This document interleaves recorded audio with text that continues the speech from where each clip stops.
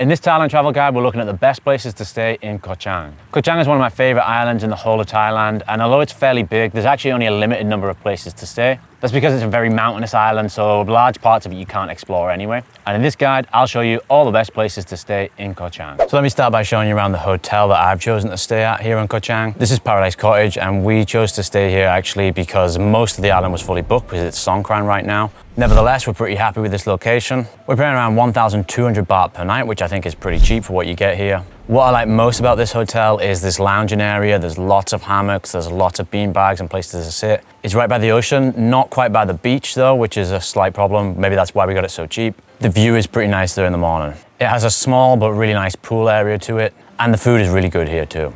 I also really like that it has a really natural feel to it. There's lots of plants and lots of geckos and lizards running around. Again, this is one of the things I like most about Koh Chang compared to Phuket or Krabi, is it has a much more of a natural jungly feel to it. The closest beach to us is about a 15-minute walk away, and that's Lonely Beach, which I'll explore later in the video. Now let's take a look at some of the other areas to stay on the island too.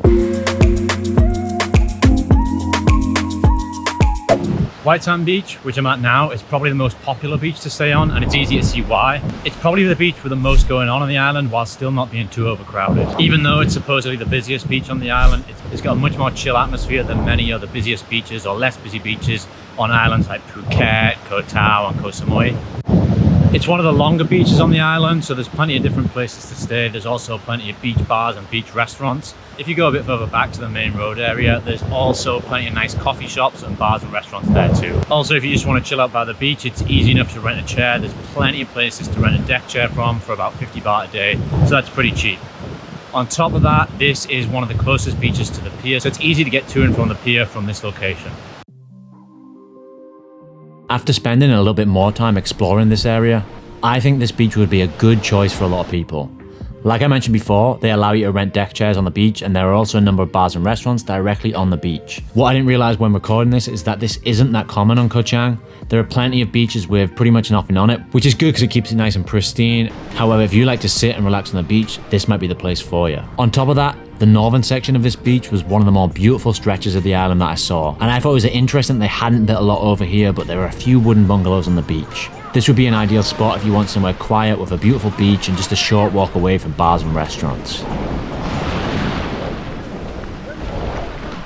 Another area that I've stayed at on the island is Prow Beach. Now this is the area on the island with the fanciest hotels. I've previously stayed at Tree, which is a really beautiful resort. The hotel's made almost entirely from wood, and you had a private pool in your room that overlooked the mangrove forest. So it was one of the most stunning views I've ever had from a hotel. Another fancy hotel in the area is Centara, which is a famous brand in Thailand for 5-star resorts. This area of town is probably the most expensive, but if you got the money and you value high-end resorts, this is probably the place to stay. The beach itself is nice, but quite empty. They've made sure not to develop too much on this area, so there's not much in the way of beach bars or restaurants. However, the sand is pretty much perfect. It's really beautiful, white, soft sand. If you head away from the beach though, towards the main road, there's a lot of high-end Thai and international restaurants, and there's also a handful of bars in this area too. Also at the beach is a mangrove forest, and you'll be able to rent either a kayak or a paddleboard and paddle down here.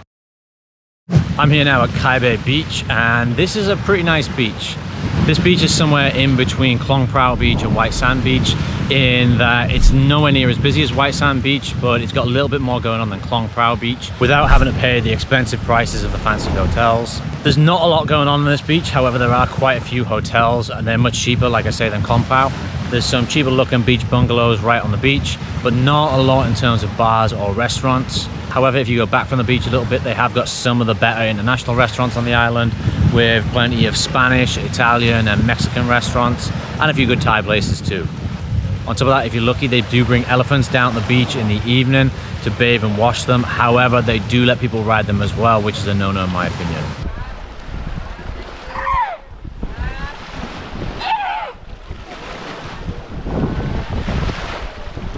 Now, I wouldn't recommend everyone to stay at this area, but you could also check out bangbao Pier, which would be a really unique place to stay. In fact, it's got the most distinct feel to it to anywhere else on the island. Now, there's one clear disadvantage, is that it doesn't have a beach nearby. So I would probably only recommend spending 1 or 2 nights here just to get that kind of different experience. This is the area where most of the dive boats leave from in the morning, So if you're a diver, this would be a really convenient place to stay. However, the area is much more than that. There's a lot of coffee shops, seafood restaurants, and place to grab a beer at. Now, this would be the most different experience from anywhere else on the island because it's a pier. It's made out of wood, so it's got a kind of really rustic feel to it. This would be a really relaxing place to spend your time and watch the boats coming in and out the pier all day. It's probably the best place to eat seafood on the island because obviously this is where the boats are coming in, so it's going to have the freshest seafood, and there's a lot of seafood restaurants to enjoy. Nearby, there's also Rasta Bar, so if you're a bit of a stoner, you can go smoke a spliff there and get an amazing view of the pier from above. This is the bar with probably one of the best views on the island as it overlooks the pier.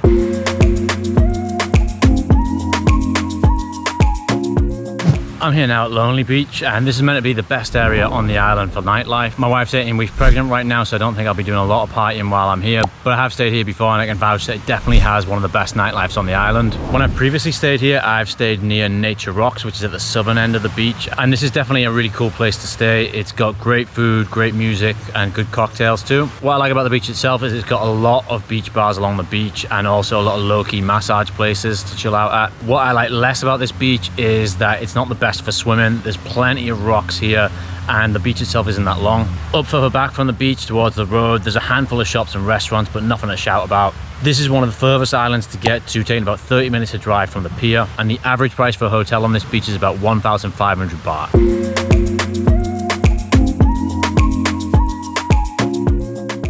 So my final thoughts, after spending a week here, I actually think you can't really go too wrong when choosing a place.